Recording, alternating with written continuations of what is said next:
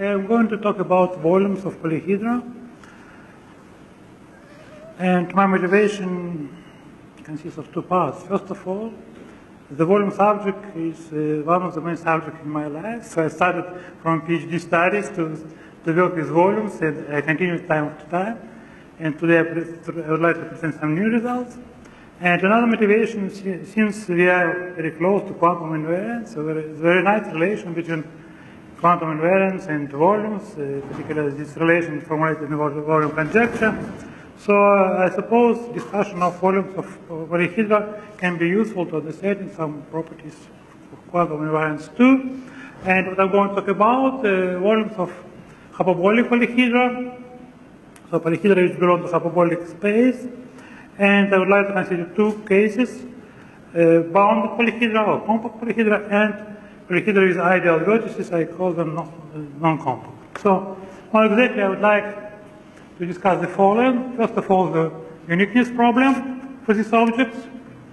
Next, the existence problem for these objects. And two main sections of my today's presentation will be devoted to census of bounded polyhedra, census of ideal polyhedra. I will go into concentrate on these two topics. And if I have time, so I'd like to discuss some approach to construction of free manifolds using right-handed polyhedra. And I very like this picture by Conrad Pothier. It was the cover of one of the issues of journal Scientific Computing. And I know at least two conferences where this picture was used for the conference poster. So it gives some imagination how hyperbolic polyhedra looks, especially ideal polyhedra. And let's start. So first of all, uniqueness. I will consider hyperbolic in dimensional space. I don't think I need to explain what it is. I suppose everybody knows. And I'm interested in polyhedra which can be realized in hyperbolic space. And first of all, I would like to discuss uniqueness question, and there is a very nice answer. It was the result obtained by Andreev in 1970. He proved the following: so any bounded acutanglet polyhedra is uniquely determined by its combinatorial type and by its diagonal angles. So there are two different approaches to study families of polyhedra. Sometimes you fix combinatoric, so you change diagonal angles. You can consider continuous families which you deform angles. Or, if, for example, in my case, I prefer to fix angles, so I will be interested in combinatorial properties. So this is a very important theorem. It's kind of a rigidity theorem in hyperbolic polyhedra case. So now what about, as I already told, I would like to discuss two classes of polyhedra. The one is Coxeter polyhedra. This is the case when all diagonal angles are on the form pi over k, and subcase when you consider right angle polyhedra with all diagonal angles equal to pi over 2. So what we know about existence for such polyhedra in hyperbolic space, or in Lobachevsky space, as we say in Russia. There are the following results. I just recall you. There are quite old results, but unfortunately there are no tests in progress, so I tell you about the old results. So first of all, very nice result by Ernest Borisovich Wiener proved in 85. He proved there are no compact Coxeter polyhedra in dimension bigger than 29. This kind of rigidity which does not permit you to consider Coxeter polyhedra in high dimensional cases. And what about the examples? In this situation, examples are now only up to dimension 8, and most of them are constructed using arithmetic approach. In particular, in the case of dimension 8, the construction was done by Vadim Bugayenko in 90. And as I know, there is still a gap between dimension 8 and dimension 29. And there are no new ideas and there are no new approaches. So, of course, the problem which we have is an open problem to understand the existence of Coxeter polyhedra, compact Coxeter polyhedra in these dimensions. If we discuss finite volume Coxeter polyhedra, situation is not so nice, and we have the following results. So first of all, result by Prokhorov. He proved that the dimension is very big. There are no Coxeter finite volume Coxeter polyhedra, and examples are known only up to dimension 21. And for dimensions smaller than 80, there is a very nice arithmetic construction due to Weinberg, and there are two dimensions covered by Weinberg and Koplinska, and there are gaps for dimension 20, and there are examples in dimension 21 constructed by Borchers. So still we have a huge gap, and from that time there are no new results and no new ideas as I know. This is about Coxeter case, and the particular situation when all diagonal angles equal to pi over 2. So what we have in this situation. I would like to explain you one of motivation about the existence theorem, about some result, and let's use the following notation. Let's consider n-dimensional polyhedron and denote by AK number of its k-dimensional faces, and denote by AKL the average number of L-dimensional faces in k-dimensional subpolyhedron. You just take sum and divide. And there is a very nice result by Vyacheslav Nikulin, published in 1991. He proves the following estimate, the following upper estimate. So if you consider this average number, so it can be bounded by this expression which depends on L, K, and N. This inequality comes more or less combinatorically from Dan-Samuel equation, from Dan-Samuel theorem, and it gives us an estimate for the average number of L-dimension faces. So we can use this to get some bounds. In particular, we can ask about situation when we have n-gons and ask about number of vertices. Yeah? So you can consider two-dimensional faces and just count number of edges. So what we get directly from Nikulin formula is the following estimate. So for A21, we have to this upper bound depending of n even or odd. But we already, not already observed, but let's observe that we know if we consider right angle polygons on the hyperbolic plane, there exists only if the number of edges is bigger than 4, starting from 5. So for any n-gon which belongs to hyperbolic plane, we have at least 5. So from here we get the following corollary that there are no compact right angle polyhedra in hyperbolic n-dimensional space if n is bigger than 4.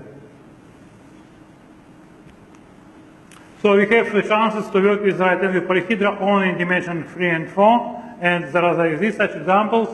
For example, in dimension 3, you can think about a right angle dodecahedron, and in dimension 4, you can think about a right angle polyhedra, which call it 120 cell, which faces are dodecahedra again. Okay, so this is about compact case. What about right angle polyhedra with vertices at infinity? If you consider polyhedra in hyperbolic space which are not necessarily bounded, which can possibly have some point of infinity but have a finite volume, there is following result due to Dufour. If a dimension is bigger than 12, so there are no right angle finite volume polyhedra. And you can ask about examples, what you know about the existence. Examples are known only up to dimension 8, and I would like to present you some constructions which explain examples of dimension 6, 7, and 8. So you can take a linking diagram for symmetrical algebras or in other words, you can consider Coxeter tetrahedra.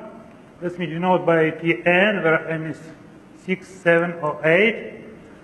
And let's take Coxeter tetrahedra with diagram presented in the picture. For example, if you have dimension 6, so you have tetrahedra with 7 faces. And this Coxeter diagram presents you diagonal angles between faces. And I use the red color to indicate the face, which is orthogonal to all other faces except the one. And with this face, it forms the diagonal angles pi over 4. Do I need to tell more about Coxeter diagram? So I suppose it's not. Yeah? Okay, so here we have tetrahedra with such a property. There is a face which form diagonal angles pi over 4 or pi over 2 with all other faces. Similar property we have in dimension 7 and in dimension 8. So what we can do after that? Let us observe that if you remove this face, so the remaining part of the Coxeter diagram, the black one, is exactly finite, presents exactly finite Coxeter groups with notations E6, E7, and E8. So since these groups are finite, you can consider the orbit space. You can construct a polyhedron in corresponding dimension constructed from one of these tetrahedra, taking images by this finite Coxeter group action. And you will get a polyhedra in hyperbolic n-dimensional space. And since you started with a face which formed diagonal angles pi over 4 or pi over 2, finally you will get a polyhedron such that all diagonal angles will be pi over 2. Because you used reflections and always this vertex was on the surface of the polyhedron. So let me just recall you how many copies you need. So the order of the group E6 is 72 times 6 factorial. The order of the group E7 is 72 times 8 factorial. And the order of the group E8 is 192 times n factorial. So this construction gives us examples of finite volume, right-angled polyhedra in dimension 6, 7, and 8. And again, as before, there is some gap between dimension 8 and dimension 12, and we don't know about the existence of right-angled polyhedra for these dimensions. Here. What happens when n equals 5? It's known. The examples are known. There exist examples in similar constructions. You can do it. For 3, 4, and 5, examples are known. I just want to present some more general approach which is related to Coxeter group. You can do it also in low dimensions. Okay, so this is the approach how we construct polyhedra with diagonal angles pi over 2 in various dimensions. And what we are interested in now to understand the situation if dimension equal to 3. And in some sense this is a more simple case, but in some cases it's more rich because there are a lot of examples. As you see, if the dimension increase, we lose a lot of polyhedra. So the number of polyhedra goes to 0. Okay, so the situation of Lobachevsky space in dimension 3, hyperbolic space in dimension 3, was described in a paper written by Pogarelov. It was published in 1967, and the first volume of Russian journal called Mathematical Notice. And he proved the following result. He considered a bounded right-angled polyhedra, and he proved that we can realize combinatorial polyhedra in three-dimensional case if and only as bounded right-angled, if and only it has the following properties.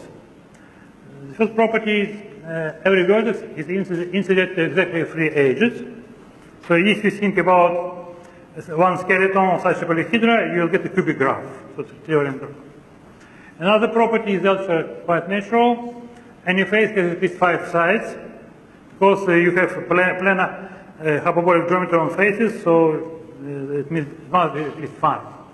And one more property, any simple closed circuit on the surface of the polyhedron which separate some of the faces intersect at least 5 edges. I'll present an example a little bit later.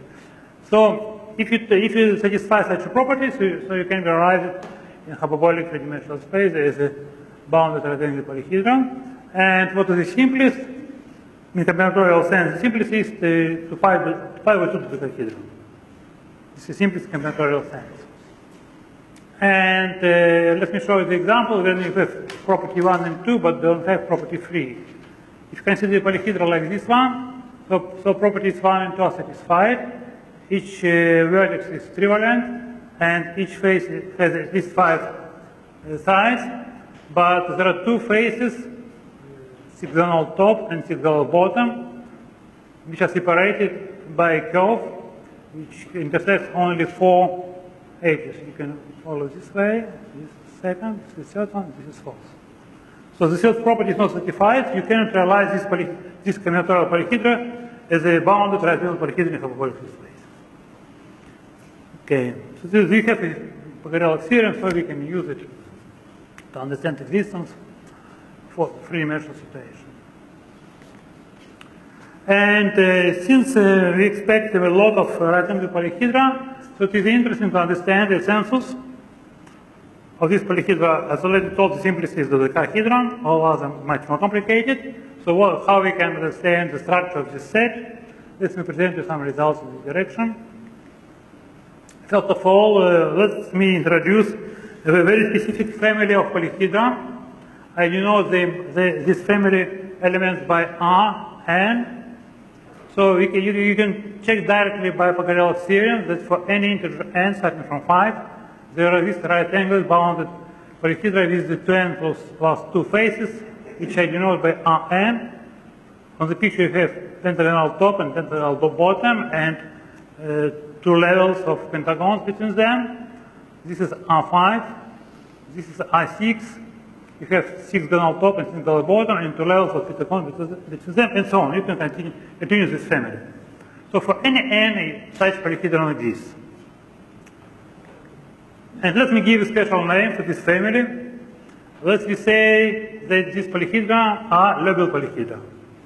This the name came from the name of Frank Richard Löbel, German specialist in geometry, who uses such kind of polyhedra to construct the first closed orientable hyperbolic three-dimensional manifolds in 1931. So this is family of polyhedra, and even this is very particular family. This is interesting. So why this family is important? This is because of the following result, which I present now. So let us consider the set of all bounded rectangular polyhedra. And there is the following idea due to Inoue. He introduced 2 types of moves on this set. The first move, and it's inverse, can be called composition and decomposition. So what you have 2 polyhedra and you have 2 faces with the same number of sides. So you can consider the composition, you just put one polyhedra on another one along this face. So you consider the composition along the face, and of course you can think about the inverse operation, which is natural to call decomposition. So you have composition and decomposition, you can take polyhedra one on another, and first of all, this is just combinatorial operation. If you have the same number of faces, same number of 5 sides for faces, you can do it combinatorially. And second move, Inoue call it edge surgery. This is also combinatorial move. It's transformation from polyhedra which related to the edge. Suppose we have situation like this one. Suppose we have 2 vertices and edge between them, and suppose that N1, N2, N3, and 4. This is the number of edges in corresponding faces. And suppose this number is big enough. And what we are doing, we just remove this edge. So we cut it, and two vertices disappeared, delta H disappeared, and two faces, number 3 and 4, will unite in one face. So this kind of combinatorial transformation. And you can apply if you F1, F2 have at least 6 sides, and if is not a part of prismatic 5 circuit which destroy hyperbolic structure. Okay, so these two types of moves. So why these moves are important? It can be understood from the following theorem.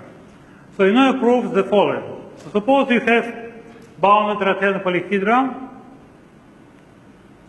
and then there is a sequence of unions of Ratelin hyperbolic polyhedra such that the new polyhedra is obtained from the previous one by decomposition or by H surgery. So you apply these two types of moves, and finally you arrive the union of regular polyhedra. Elements of the infinite family which I introduced at the beginning. And moreover, it can be shown that volume decrease or will be the same under such operation. So this result gives us kind of simplification of the polyhedra, and we decompose them in smaller pieces, and these small pieces are exactly the level polyhedra which were presented in this slide. So from arbitrary you will come to family of this one. So also you know the behavior of volumes. So what we can say about volumes?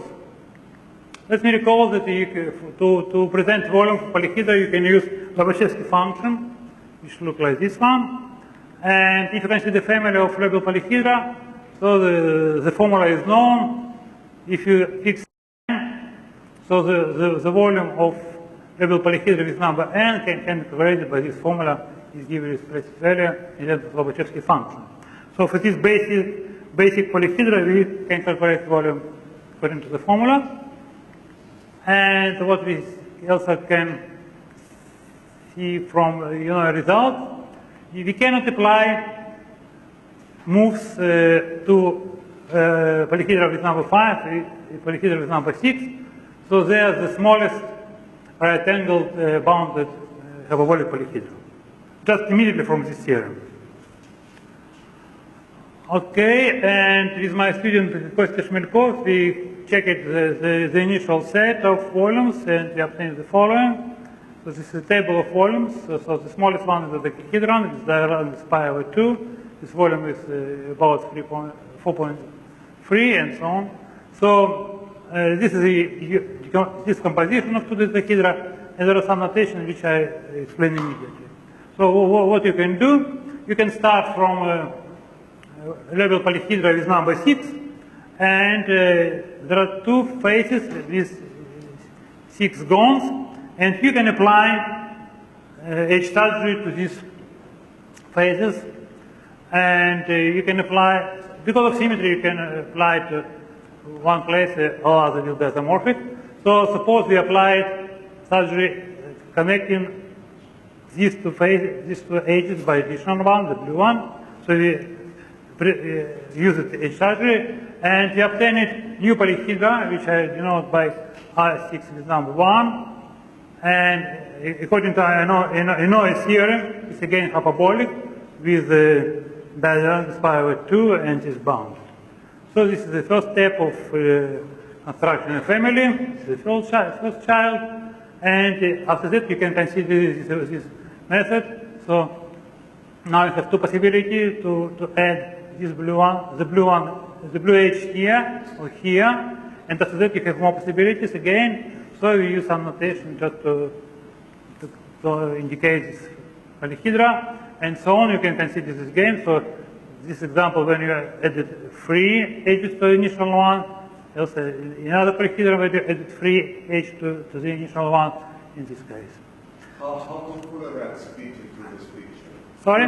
How do Fullerens fit into this picture? They appear later, not at the beginning. The smallest Fuller-N is soccer polyhedra, so it's quite big.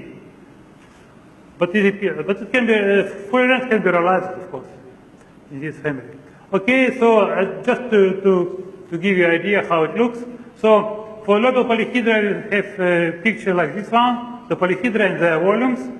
And after that, you apply composition. You take two to the hydra together, so you get twice of volume, the point here. After that, you apply surgeries until you get point which correspond to volumes of right-angle polyhedra, and so on and so on. So you can continue this game, but this part is exactly the initial segment of volumes of bound right-angle polyhedra.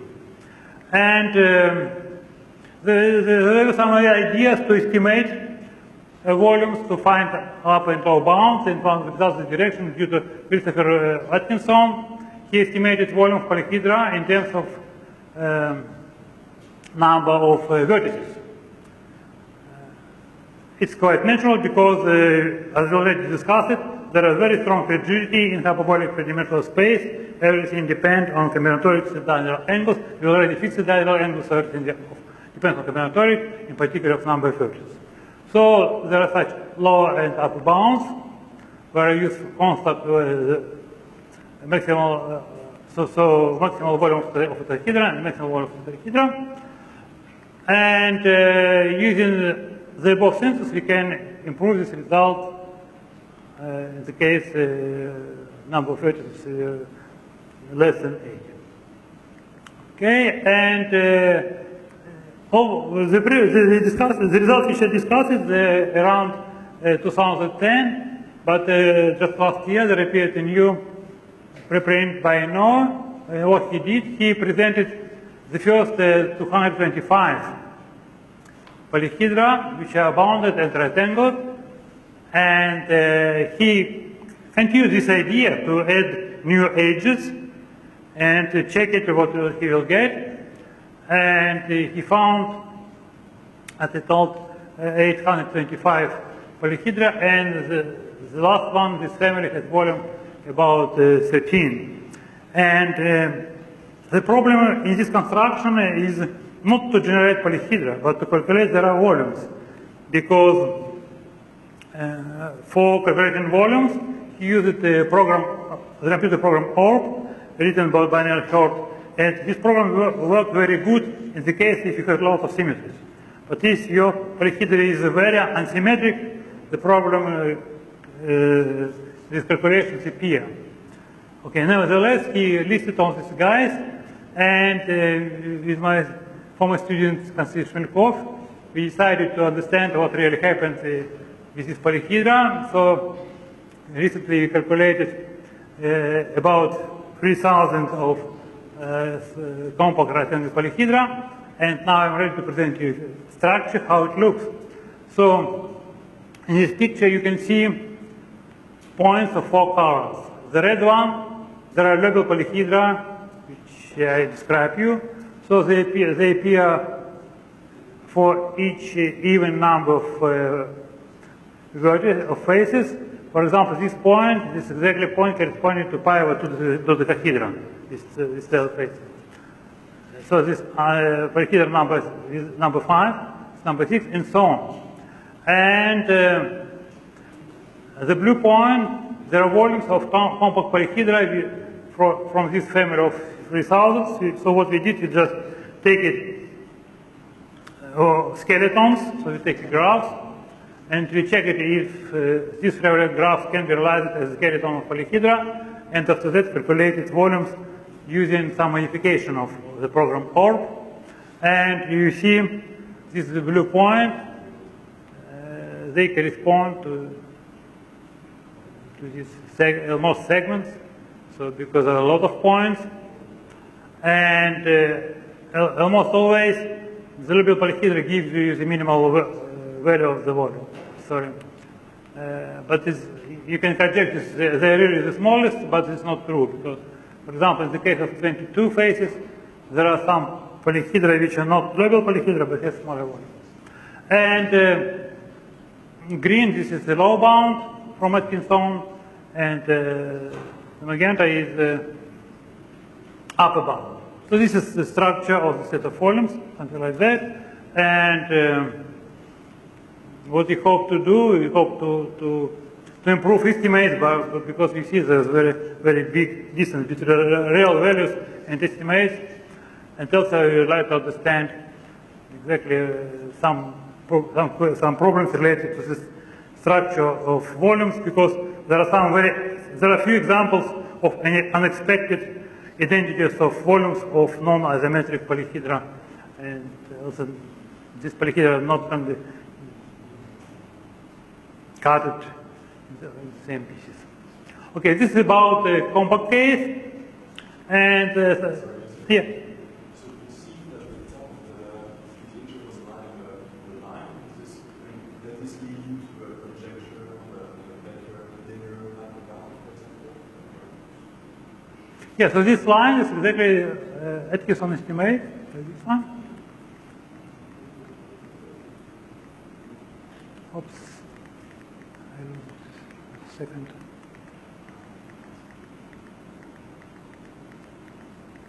Okay. In the picture, you see this is low bound, this is upper bound. So this is a linear now in number of vertices. Yes, I understand, but then the realizations you have, Yeah. the group dots, they seem to lie on better lines, you see. So Yeah, this looks, but so do they lie on line, and does this lead you to a... we're just able to calculate and show you a picture. We have some conjecture, but we didn't prove. Because if your polyhedra is complicated, it's not so easy to understand what is the volume, especially in terms of vertices. So what I would like to present you just this situation. I will send you if you prove something in this direction. Okay, it was a compact case, and now let me try to explain a little bit about ideal case. So what we consider is ideal right-angled polyhedra. So ideal means all vertices are at infinity, but still the angles are pi over 2. And as a basic family, let's consider a family of antiprism.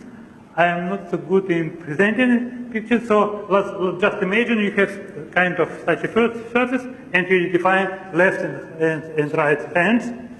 For example, this is a picture for octahedron. So let's consider a family of antiprisms with parameter n. So we consider all vertices at infinity, so we call this antiprism ideal, and we want to have all the angles pi over 2. So they look something like this one, and we can continue. And for this family of polyhedra, we know volume, and this is just a particular case of the formula given in the famous Thurston lecture notice. So in this case, it looks like this one. So you can now calculate everything using Lobachevsky function, which we discussed before. Okay, so why this family of polyhedra is important in this context? Let me try to explain you. Let me denote by choreographic A the set of all ideal rectangular polyhedra in three-dimensional hyperbolic space. And let me introduce a move on this set. It will be just one move, and I call it H twisting. It does the following. Suppose we have a face with 4 vertices, and all these vertices are ideal, so I just remove it into the path, the infinity. And it moves the following. So you put additional vertex, and you connect this vertex to the form 1, but you remove these 2 edges. So it's kind of local transformation, called edge twisting, and this is important in the following context. If you start, okay, so this is transformation, and I do know the result of transformation by A with additional star. So the result is the following. If you start from polyhedra which belong to family of ideal regular ideal rectangled polyhedra, so results also will be ideal rectangles. Under this operation, the volume increases, And the most important thing, this is the property of this family of polyhedra, similar to Lebel polyhedra in compact case. So any right-angled polyhedra with ideal vertices in right angles can be decomposed by a finite number of H3 to the antiprism for some number n. So it's kind of decomposition similar to compact case, which we can do it in ideal situation too. Okay, and what we can get from this result, as a corollary, we get that in the family of ideal right-angled polyhedra, the smallest one is the polyhedra, which is A3 in our direction, is the next guy with orthogonal top and bottom. And after that, you can check as far as you want. You can use this H twisting to obtain new examples, and we did it up to some point, and we obtained the initial list up to volume 12.1. So this is the antiprism. This is the result of H twisting. A4 double star means you start from A4 and 2 times applied H twist and so on. So this, for example, this number 1 means you start from A5 antiprism, is the 5 gonal top and bottom, and you added 2 edges using a twisting operation. And you, because there's a lot of possibilities, there are 6 such guys. This is 1 of them, this is 4 of them, this is 6 of them, and so on. And you can see, using our result, we can state that if we have a right-angled ideal polyhedra with volume at most this constant, you'll find this polyhedra in our list. But this is just initial part, so again we try to calculate the load and we obtain the following result.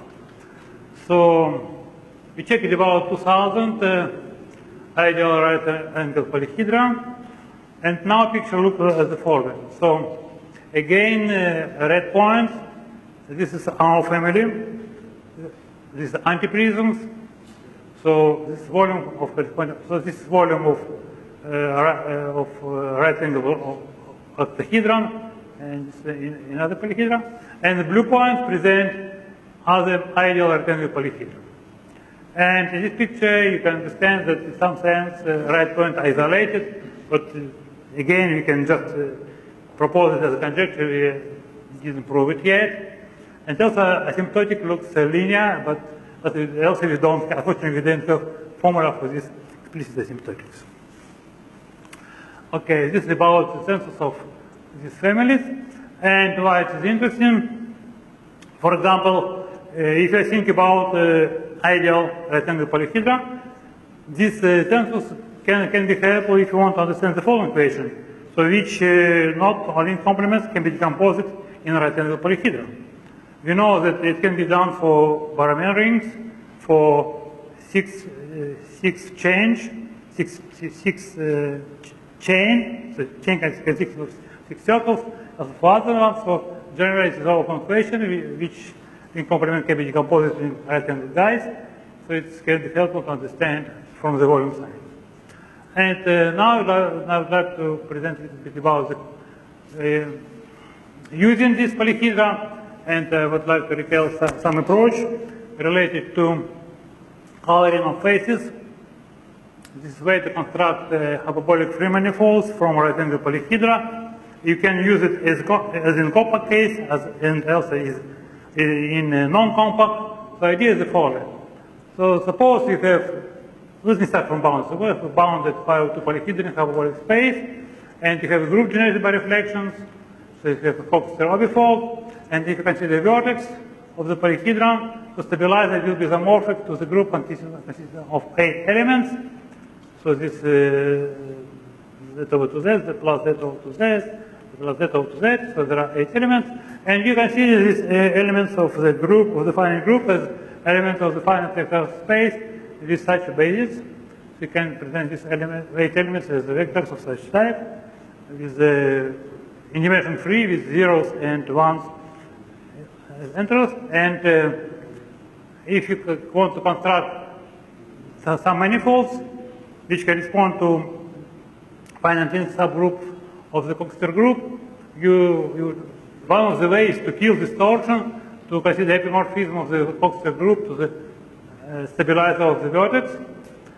And it was observation by Algebori that if you want to obtain kernel torsion-free, you can think about linear independence property in this finite vector field. So kernel will be torsion-free if and only for each vertex the incident faces have images in vector space as linear independent.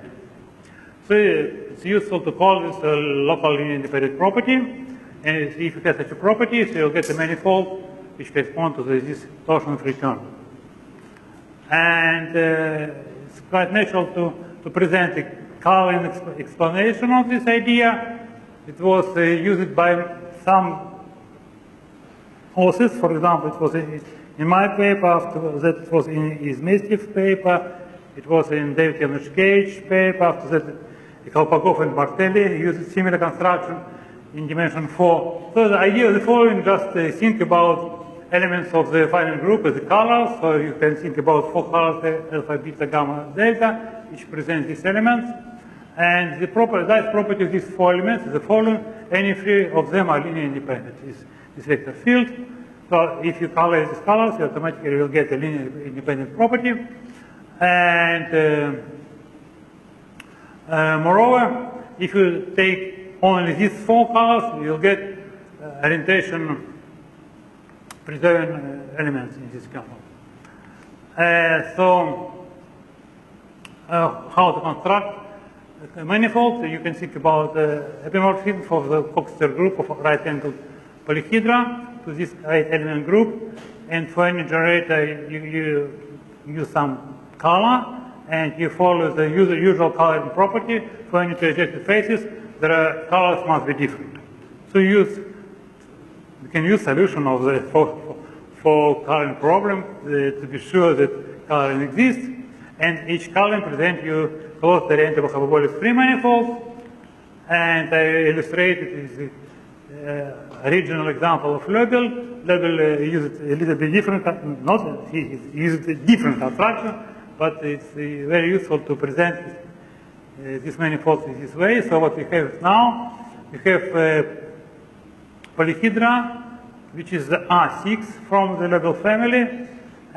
You have 6 on top and 6 on bottom, and all faces are pentagons. So you can use 4 colors just to color them. So what I did, so you have alpha, beta, gamma, delta colors. So you start with such coloring. This coloring determines an epimorphism to this finite group, and you're interested in the kernel. So you're interested in the kernel, and also you can ask when colors give you different manifold or the same manifold.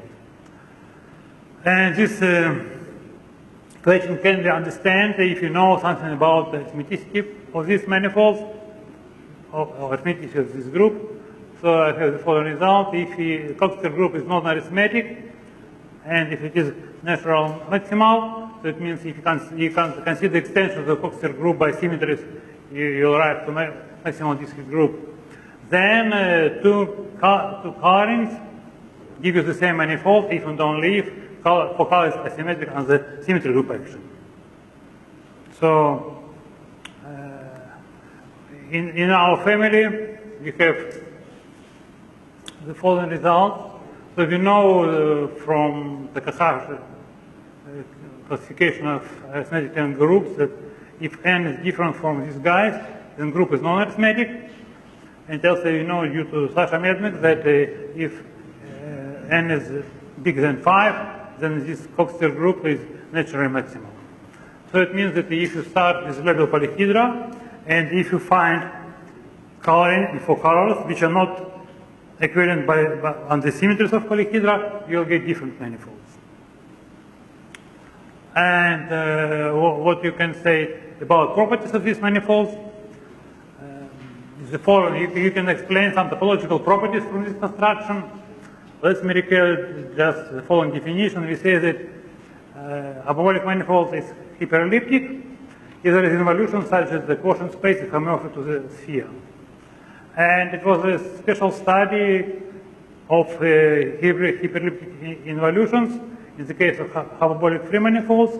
It was done by people around Bruno Zimmermann, in particular Mark Areni, Bruno Zimmermann proved the following result. If free manifold is hyperbolic, then there exist involutions, and this coloring approach admits you to see branch sets for these involutions, and this is the result joined with Sacramento. We prove that if your coloring is related to the Hamiltonian cycle, then you get a hyperelliptic manifold.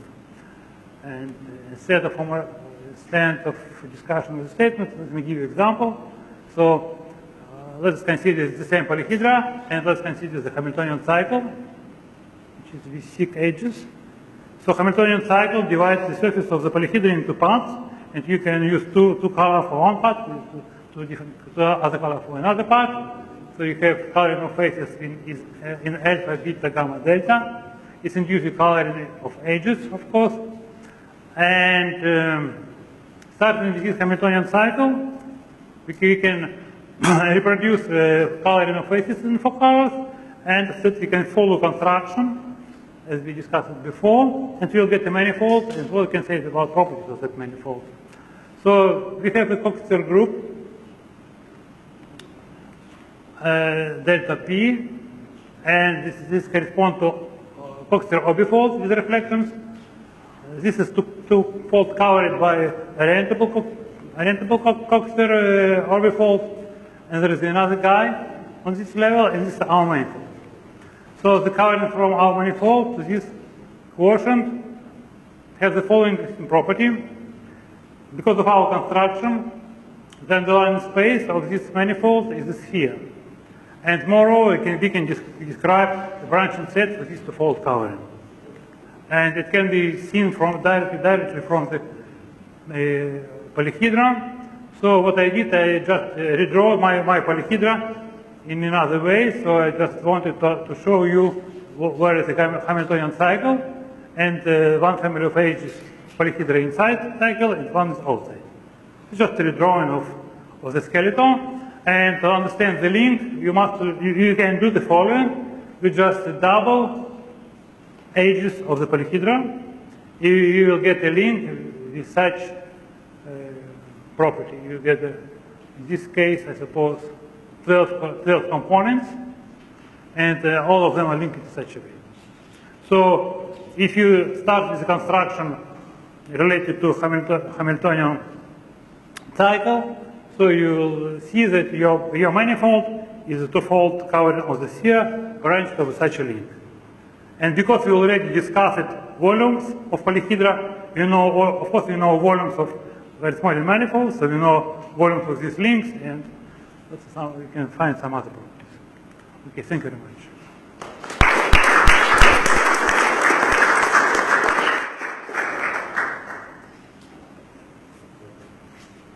Вопросы?